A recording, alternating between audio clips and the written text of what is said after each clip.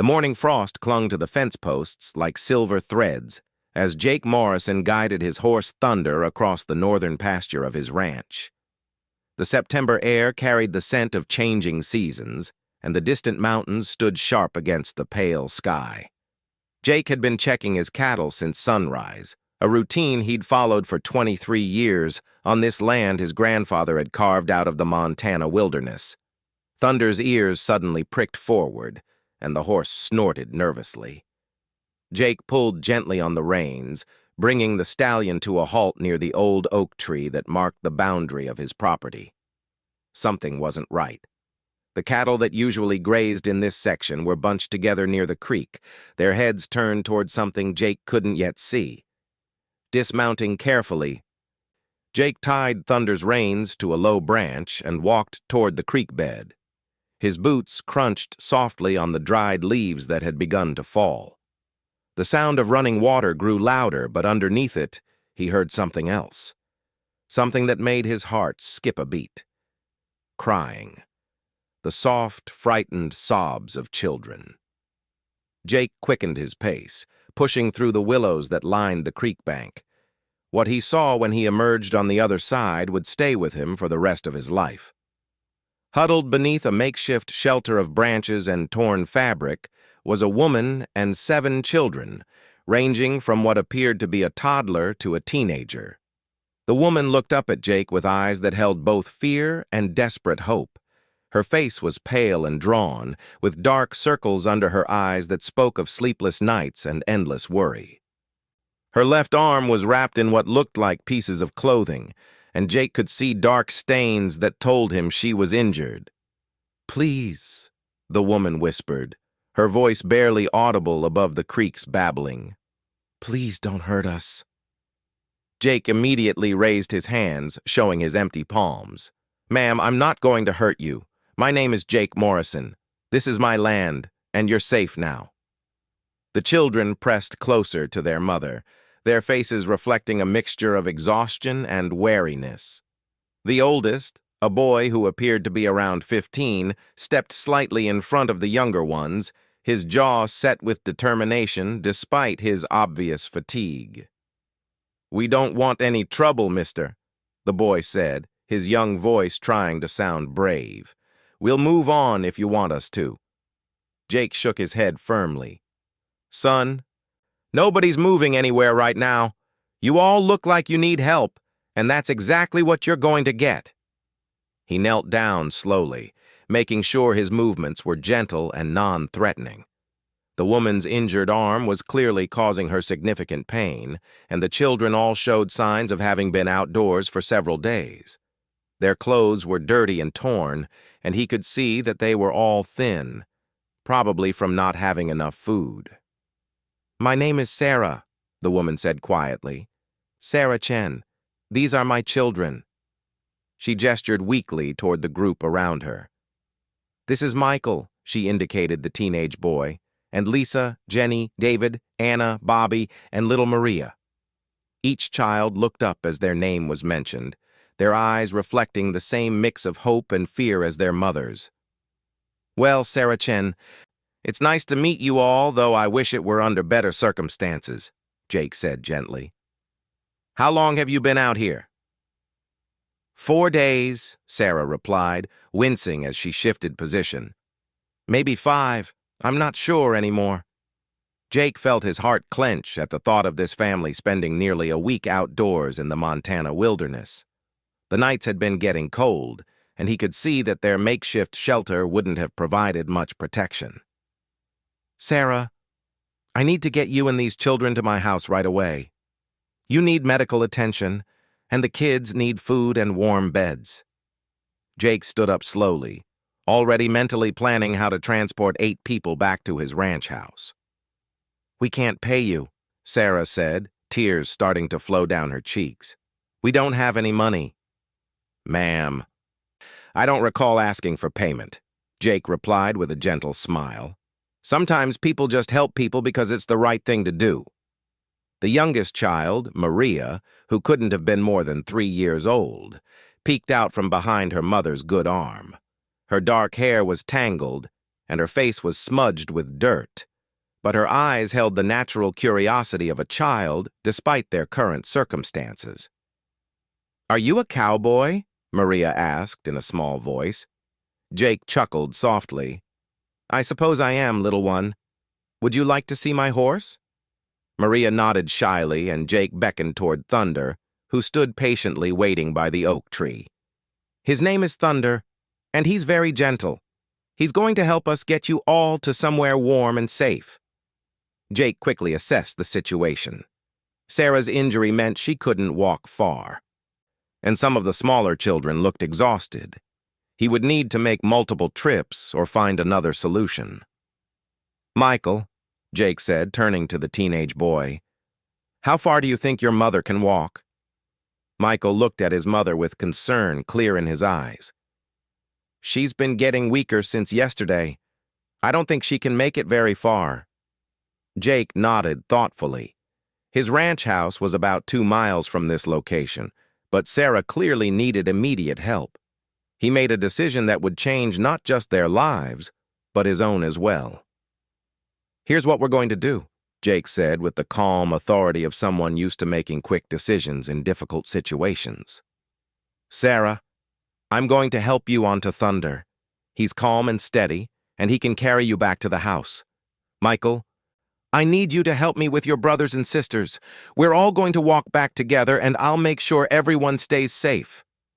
"But we're strangers," Sarah protested weakly. "You don't know anything about us." Jake paused and looked at her seriously.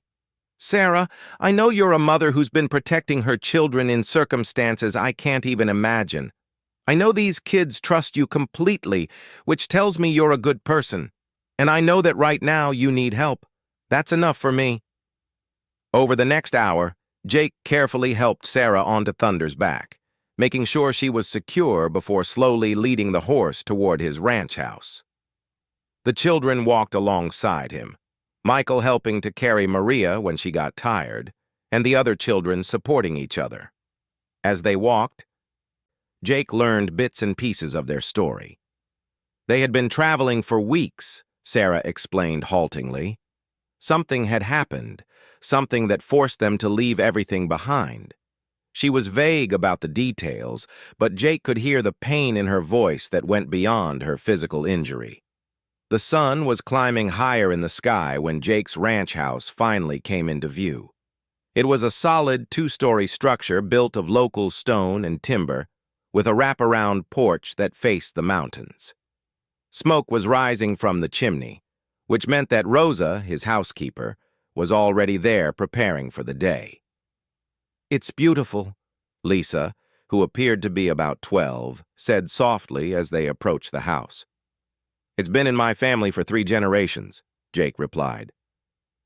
"My grandfather built most of it with his own hands." As they reached the front porch, the door opened and Rosa Martinez stepped out. She was a woman in her 50s with graying hair and the kind of face that immediately made children feel safe. She had been working for Jake for over 15 years, ever since his wife had passed away, and she had an uncanny ability to sense when something was wrong. "Jake Morrison, what on earth?" Rosa began, but she stopped mid-sentence when she saw the group accompanying him. "Rosa, we have guests," Jake said simply. "This is Sarah Chen and her 7 children. They need our help." Rosa didn't ask questions.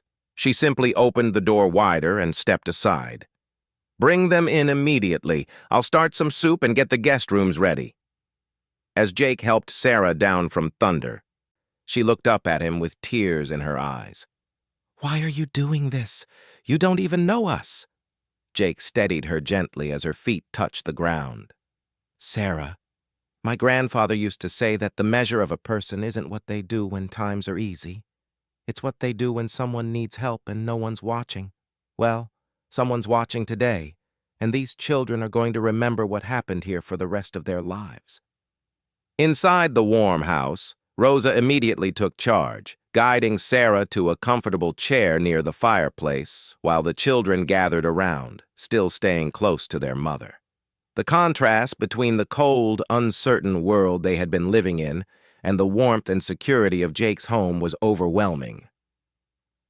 "Now then," Rosa said in her practical way, "let's get some food into all of you, and then we'll see about getting everyone cleaned up and those wounds properly tended to."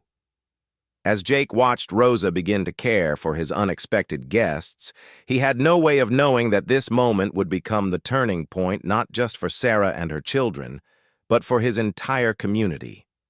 The injured woman and 7 children he had found by the creek would indeed ensure that Montana would never be the same.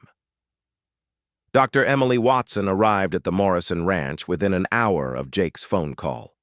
She had been serving the scattered communities around Big Sky for 15 years and had seen her share of emergencies, but the sight of 7 children gathered anxiously around their injured mother touched something deep in her heart. "Let's take a look at that arm, Sarah," Dr. Watson said gently, setting her medical bag down beside the chair where Sarah sat. The children watched every movement with worried eyes, still unsure whether they could truly trust these kind strangers. As Dr. Watson carefully unwrapped the makeshift bandage, Sarah's story began to emerge in painful fragments. She had been a teacher in Seattle, she explained quietly, married to David Chen, an engineer who worked for a major technology company. They had built what seemed like a perfect life together, with their blended family of 7 children from both their previous relationships. "David died in a car accident 8 months ago," Sarah said, her voice barely above a whisper as Dr. Watson examined the deep gash on her forearm. "The insurance company found reasons not to pay. Then David's company said there were irregularities in his accounts. Things that didn't make sense. They froze everything." Michael, who had been listening intently, spoke up with anger flashing in his young eyes. "They made it sound like Dad stole money, but he never would have done that. He was the most honest person in the world." Dr. Watson glanced at Jake, who was standing nearby with his arms crossed, his jaw tight with controlled anger at what he was hearing. The children's devotion to their stepfather's memory was obvious, and Sarah's grief was still raw despite the months that had passed. "The bank foreclosed on our house," Sarah continued, wincing as the doctor cleaned her wound. "I tried to fight it, but the legal fees were more than I could afford. We ended up living in our van, moving from place to place, trying to find somewhere affordable where I could work and keep the family together." Jenny, who appeared to be about 10, moved closer to her mother's chair. "Mama worked 3 jobs, but it still wasn't enough for all of us. 3 weeks ago, some men came to where we were staying," Sarah said, her voice becoming even quieter. "They said David owed money to people who weren't as patient as banks. They said we had to pay David's debts or—" She trailed off, glancing at the children. "Or they would take us away from Mama," little Maria finished in her small voice, apparently having heard parts of conversations she shouldn't have. The room fell silent except for the crackling of the fire. Rosa crossed herself quietly and murmured something in Spanish. Jake felt his hands clenching into fists at the thought of anyone threatening children. "So we ran," Michael said simply. "Mama sold the van for cash and we bought bus tickets as far as we could afford. When the money ran out, we started walking." "Walking," Dr. Watson repeated incredulously. "How far have you walked?" "Maybe 200 miles, Sarah replied. "We've been moving mostly at night, sleeping during the day when we could find safe places. I was trying to get to my sister in Calgary, but—" She gestured helplessly at her injured arm. "I fell down a ravine 3 days ago trying to find water. The children have been taking care of me since then." As Dr. Watson worked on cleaning and stitching the wound, she marveled at the strength this family had shown. "Sarah, this infection could have killed you if it had gone on much longer. You're lucky Mr. Morrison found you when he did." Over the next few hours, the true scope of what the Chen family had endured became clear.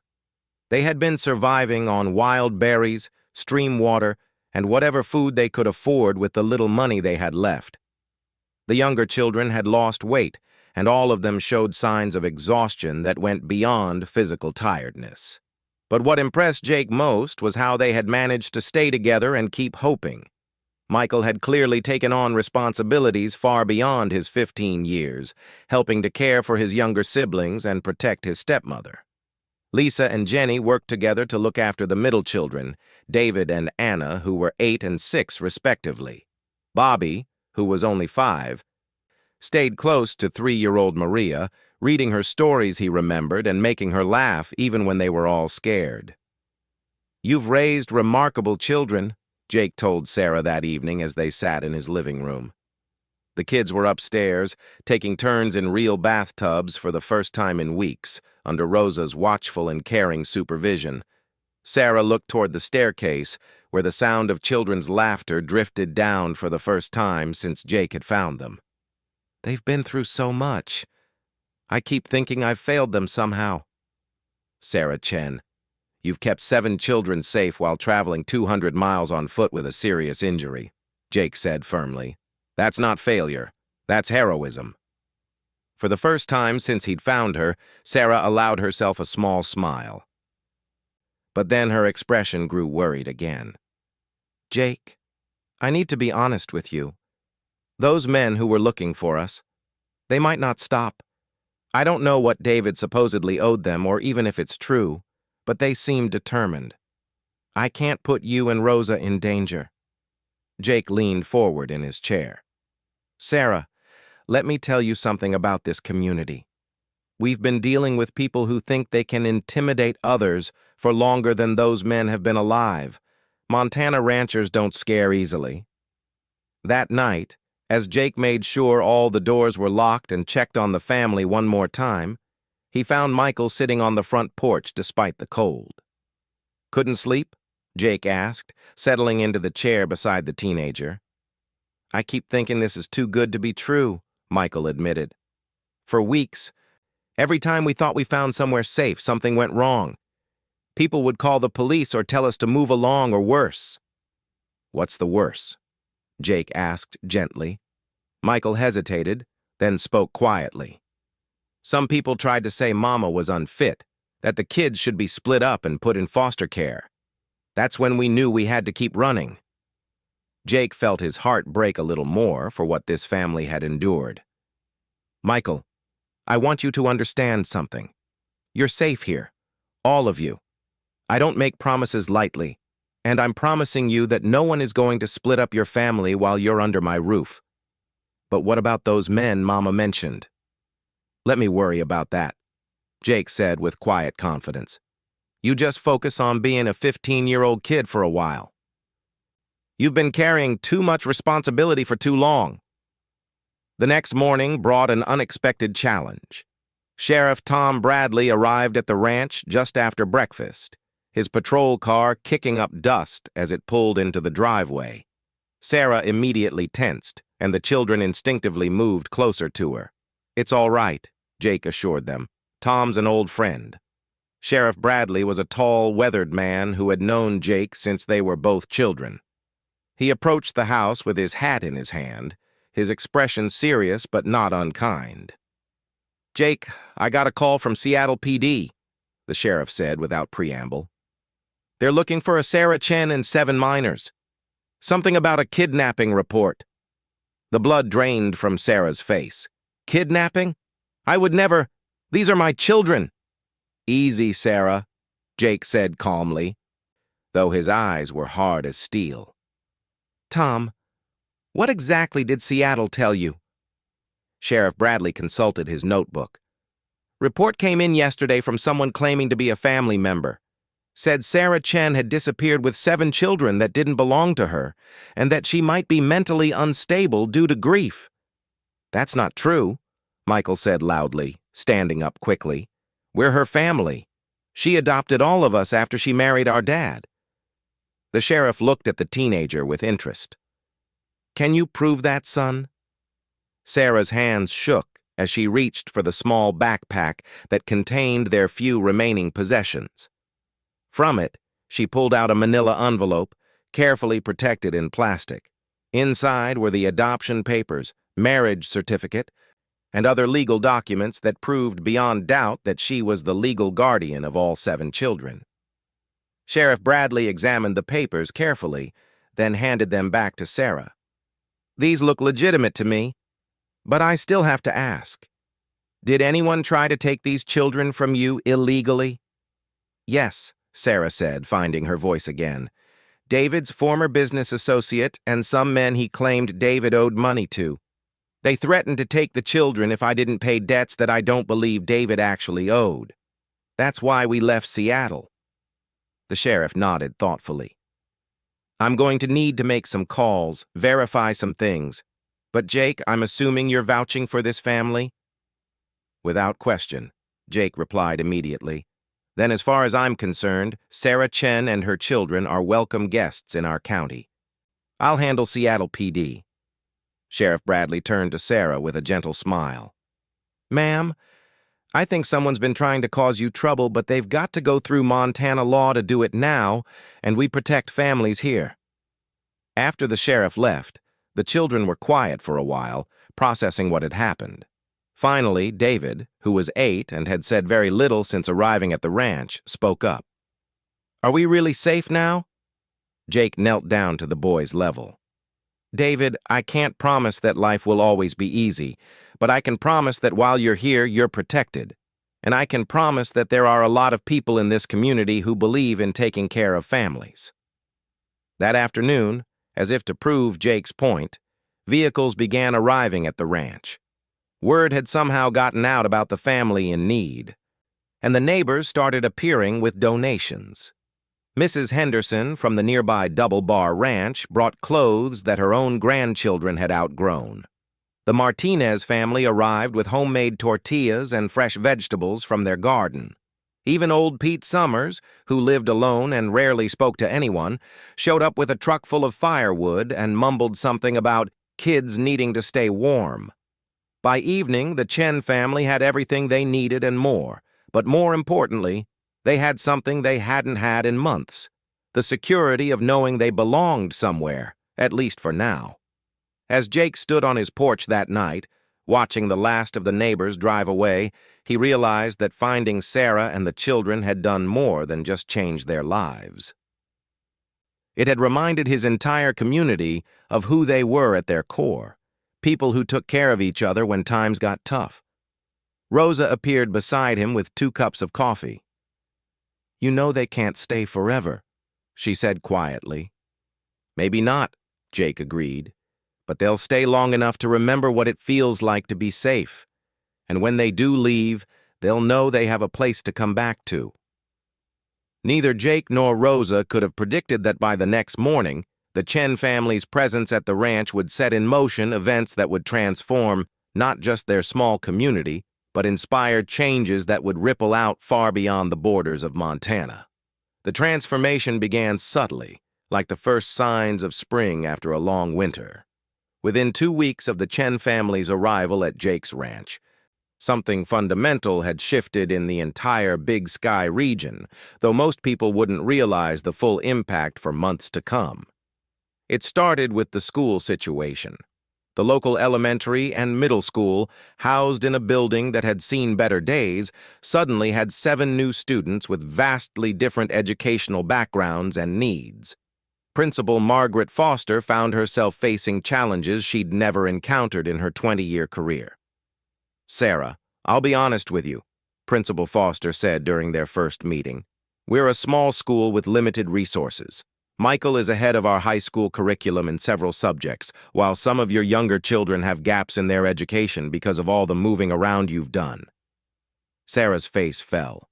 She had been dreading this conversation, knowing that her children's education had suffered during their months of instability. "I understand if the school can't accommodate all of them. I could try to homeschool." "Now wait just a minute," interjected Janet Morrison, Jake's sister-in-law, who served on the school board. "Nobody said anything about not accommodating these children. We just need to get creative." That creativity became the spark that ignited changes throughout the community. Sarah, with her background as a certified teacher, offered to volunteer at the school to help address the overcrowding and diverse needs. What began as a simple volunteer arrangement quickly evolved into something much more significant.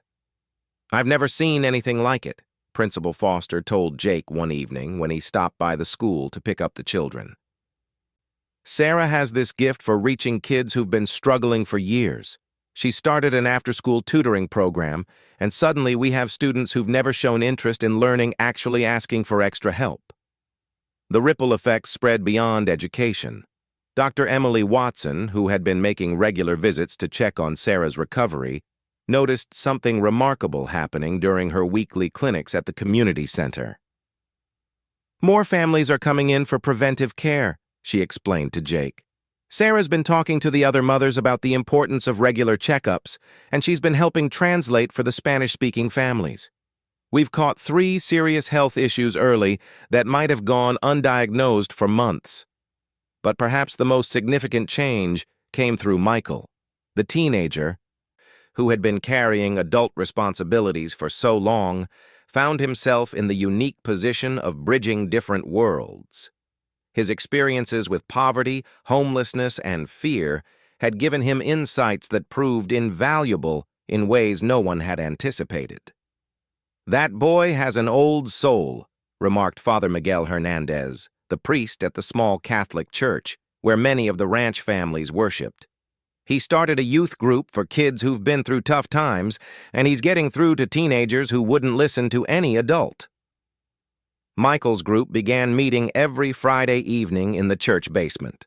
Word spread quietly through networks of families who understood struggle, and soon teenagers were arriving from ranches and towns within a 50-mile radius.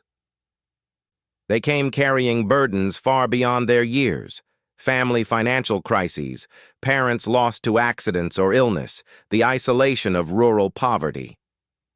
"It's not like other youth groups," explained 16-year-old Sofia Martinez, whose family's ranch had been struggling with drought and debt. "Michael doesn't pretend everything is okay, or that we just need to pray harder. He talks about real solutions, about how to help your family and still have dreams of your own." The changes weren't without challenges. Not everyone in the community embraced the disruption to their established ways. Some worried that the attention being drawn to issues of poverty and hardship might hurt the area's reputation or property values. Others questioned whether Jake was being naive about Sarah's background and motives. These concerns came to a head during a heated town meeting in October, 6 weeks after Sarah and the children had arrived. "I'm not saying they're bad people," declared Bill Hawkins, a local businessman who owned several rental properties. "But we don't know anything about them, really. And this talk about poverty programs and social services, that's not what Montana is about." The room buzzed with tension as neighbors who had been friends for decades found themselves on opposite sides of philosophical divides they'd never needed to confront before. Then, Maria Chen, now 4 years old and fearless in the way only small children can be, escaped from her mother's grip and walked to the front of the room. She looked up at Bill Hawkins with serious dark eyes and said in her clear little voice, "Are you the man who doesn't want kids to have homes?" The silence that followed was broken by a chuckle from old Pete Summers, who rarely spoke at public meetings. "Out of the mouths of babes," he said, standing up slowly. "Bill, I've known you since you were no bigger than this little girl. Your own family came here with nothing but hope and hard work. When did you forget that?" One by one, other community members began to speak.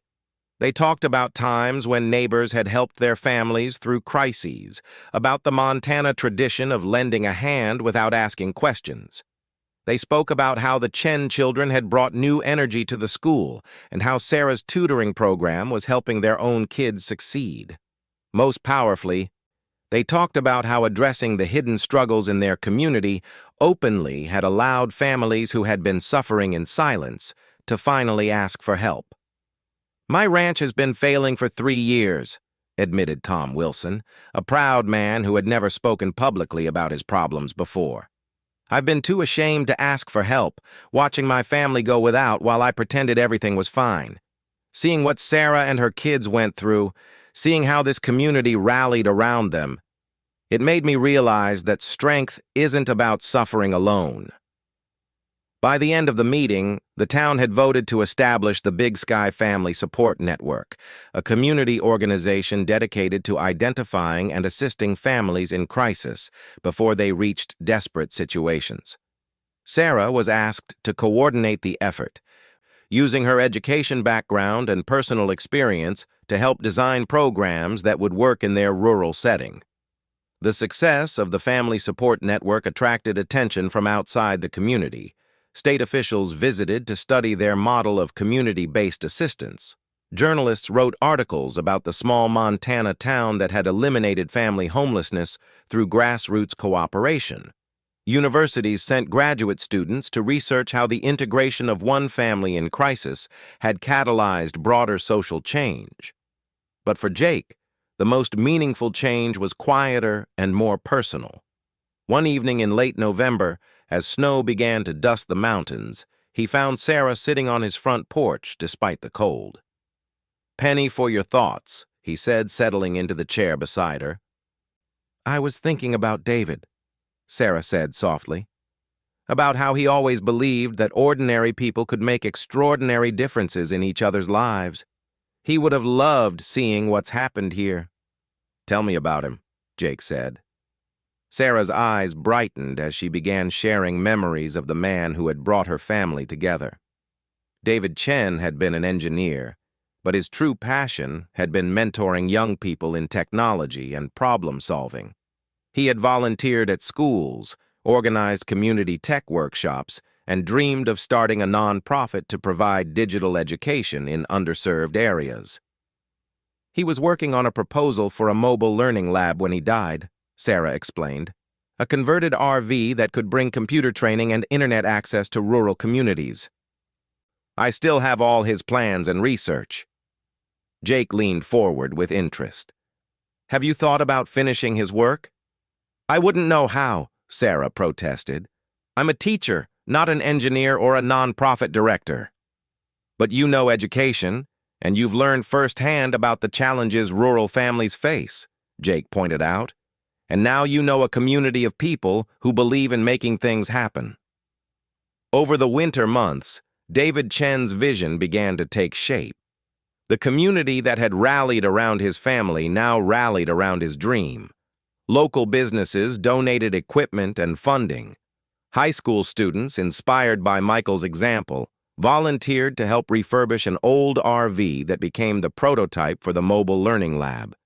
The project drew interest from tech companies looking for meaningful ways to support rural education. It attracted education researchers studying digital divide solutions. Most importantly, it attracted other communities facing similar challenges who wanted to replicate both the mobile lab model and the community support network that made it possible. By the first anniversary of Jake finding Sarah and the children by the creek, the Big Sky region had become known throughout Montana and beyond as a model for how communities could address systemic problems through grassroots innovation and cooperation. The Mobile Learning Lab, christened the David Chen Community Tech Center, made its maiden voyage to neighboring counties in spring. Sarah drove it herself, with Michael and other high school volunteers providing tech support and tutoring. "It's exactly what Dad envisioned," Michael told a reporter who was documenting the program's first year. "But it's bigger than he ever imagined, because it's not just about technology. It's about communities believing they can solve their own problems." The changes extended beyond programs and policies. The culture of the region itself had shifted. Families that had once struggled alone now reached out early when facing difficulties. Young people who might have left for opportunities in cities began seeing ways to build meaningful careers in rural areas. The stigma around seeking help was replaced by recognition that asking for support showed wisdom, not weakness. Jake watched these developments with quiet satisfaction, but his greatest joy came from watching the Chen children flourish. Maria had become the unofficial mascot of the elementary school. Charming teachers and classmates alike with her curious questions and fearless friendship. Bobby and Anna had caught up academically and discovered talents in art and music that might never have emerged under their previous circumstances. David and Jenny had both shown leadership qualities, organizing school fundraisers and environmental projects that engaged the entire community. Lisa had developed into a gifted writer, documenting the family's journey and the community's transformation in essays that were published in state education magazines. Michael, now a senior in high school, had been accepted to Montana State University with a full scholarship to study engineering and nonprofit management. His plan was to return to the community after graduation to expand the mobile learning lab program and develop new ways to support rural families. 5 years ago, I thought my future was just about survival, Michael reflected during his graduation speech. This community didn't just give us safety and opportunity. They showed us that our experiences, even the painful ones, could be used to help others. They taught us that home isn't just a place where you're from. It's a place where you choose to make a difference. But perhaps the most profound change was in Sarah herself. The woman who had been found injured and desperate by the creek had become a confident leader whose expertise was sought by communities across the western United States. Yet she chose to remain in the place that had welcomed her family, continuing to coordinate the family support network and oversee the educational programs that had grown out of her husband's vision. "People ask me why we stay," Sarah told Jake on a warm September evening, exactly 2 years after he had found them. "They point out that we could probably have more opportunities in a bigger city." She gestured toward the porch where all 7 children were gathered, working on homework together with an ease that spoke of security and belonging. "But this is where we learned that home isn't about what you get from a place. It's about what you give back." David's dream wasn't just about technology education. It was about communities discovering they have the power to solve their own problems and help each other thrive. Jake nodded, understanding completely. "And Montana will never be the same because of it." "No," Sarah agreed with a smile. "It will be better." As the sun set behind the mountains, painting the sky in brilliant oranges and purples, the sounds of children's laughter and conversation drifted across the ranch. The injured woman and 7 children who had been found by a creek 2 years earlier had indeed changed Montana forever, not through drama or conflict, but through the simple, powerful act of a community choosing to open its heart to a family in need. Their story had become part of local legend, told and retold around dinner tables and campfires. But more than a story, it had become a template for how small communities could address big problems through compassion, creativity, and commitment to caring for each other. And in a world that often felt divided and hopeless, the Big Sky region of Montana stood as proof that sometimes the most extraordinary transformations begin with the most ordinary act of human kindness, opening your door to someone who needs help.